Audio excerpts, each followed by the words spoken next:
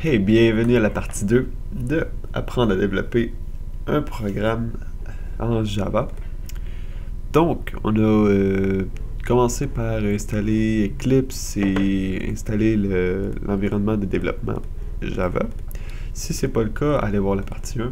Je vous explique comment faire ou trouver les sites. Donc, on va commencer par... en fait, pour commencer, on va faire un nouveau projet Eclipse. Donc, on va aller par File, New, Java Project, excusez-moi. Et sinon, on peut juste cliquer ici sur New, Java Project. Donc, le project name, c'est pas vraiment important le nom, je veux dire tutoriel. Mais c'est vraiment pas quelque chose qui est vraiment important, ça va pas changer de quoi si vous changez le nom. À part pour peut-être plus tard, mais on y reviendra, c'est pas important pour le début. Ici, si vous voulez changer la location de votre projet, mais c'est peut-être pas utile, mais c'est parce que normalement, quand vous arrivez dans Eclipse la première fois, ça vous demande la location de votre workspace, puis c'est dans ça de base que vous allez travailler. Vous pouvez le changer si vous voulez, mais c'est un peu plus complexe pour rien. Donc on fait sur Finish. Donc, ce que vous allez voir ici, je sais pas si on peut juste Close Project. Ah. Ok, c'est pas important. Donc ici, lorsqu'on ouvre le tutoriel, mon nouveau projet, on voit qu'il y a un fichier SRC, puis on a JRE Système Librairie. Donc quand on ouvre sur ça ici, il y a plein d'affaires, là, on ouvre, ça finit plus, on comprend rien. Eh bien, faites-vous-en pas, on va y revenir sur ça.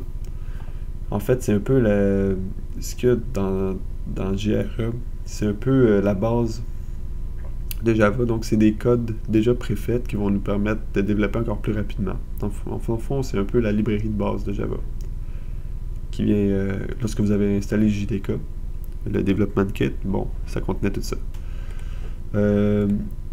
Ensuite, dans un projet, le projet comme tel, là, il n'y a rien dedans. Il faut qu'on fasse une classe dedans.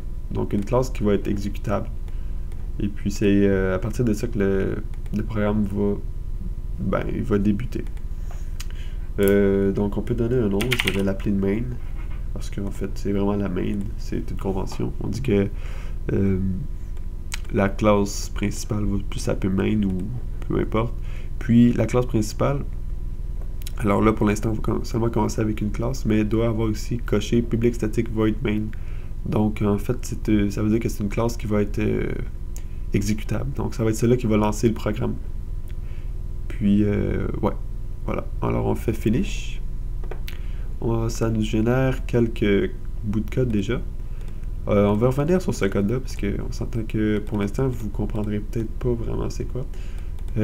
Ici c'est simplement des commentaires auto-génériques comme on le voit ici aussi. Donc c'est pas important. Donc il est important de travailler toujours le code qu'on veut qu'il soit exécuté. On le tape ici dans public static void main string args. C'est normal que pour l'instant ça vous dit vraiment rien, vous avez peut-être peur, mais inquiétez-vous pas. Quand j'ai commencé, je comprenais rien absolument à ce charabia. Donc on peut commencer maintenant à coder. On va voir un peu peut-être le plus simple des choses, c'est-à-dire écrire dans la console. Donc on a la console en dessous ici. Si vous la voyez pas ici, la console, là, pour dans votre Eclipse, c'est pas grave, lorsque vous allez exécuter votre code, la console va apparaître automatiquement. Donc Eclipse, c'est un des éditeurs les plus poussés et les mieux faits, tant qu'à moi. Puis même, ça fait vraiment que Java, c'est un très beau langage, surtout à cause, bon, bref, le langage comme tel est super, mais aussi à cause de Eclipse, qui est une interface de développement super poussée pour Java. Fini la promotion de Java, et de Eclipse, on va se mettre tout de suite à coder. Donc en fait, on appelle une fonction qui s'appelle system.out.println, ln pour line. Et en fait, ce que ça va faire, c'est que ça va imprimer, ça va écrire dans la console ce qu'on lui demande d'écrire. Donc, pour écrire du texte, on le met tout le temps entre guillemets, comme ça. Vous pèsez une fois sur guillemets, vous allez voir, Eclipse va vous faire la deuxième, et va vous mettre le curseur entre les deux. C'est super génial. Ensuite, on peut commencer par le fameux Hello World. Une convention, quoi, les premières choses qu'on dit. Donc, maintenant, si on fait ça, qu'est-ce que ça peut bien donner? On peut aller run ici, ou exécuter. Et puis, boum, dans la console, ici, on voit Hello World. Et puis ici, on a le statut de notre application. Mais c'est pas vraiment important, je reviendrai plus tard dessus. Donc, on a vraiment écrit dans la console. C'est quand même pas pire, non? Bah, c'est ça, je pensais. Vous aimez ça. Bon, vous allez vous dire, ouais, c'est rien, on l'écrit dans une console. Mais attendez, avec le temps, vous allez voir, ça va vraiment augmenter encore plus. Donc, je suis rendu combien de temps? C'est le temps ici? Ok, on voit même pas le temps. Bref, ouais, c'est pas mal tout. Moi, je fais des courts vidéo, j'aime pas ça faire des longues vidéos, le monde aime pas ça, puis ça s'éternise. Donc, vous avez appris à écrire dans une console. Prochaine chose, on voit les variables et comment les manipuler. À la prochaine!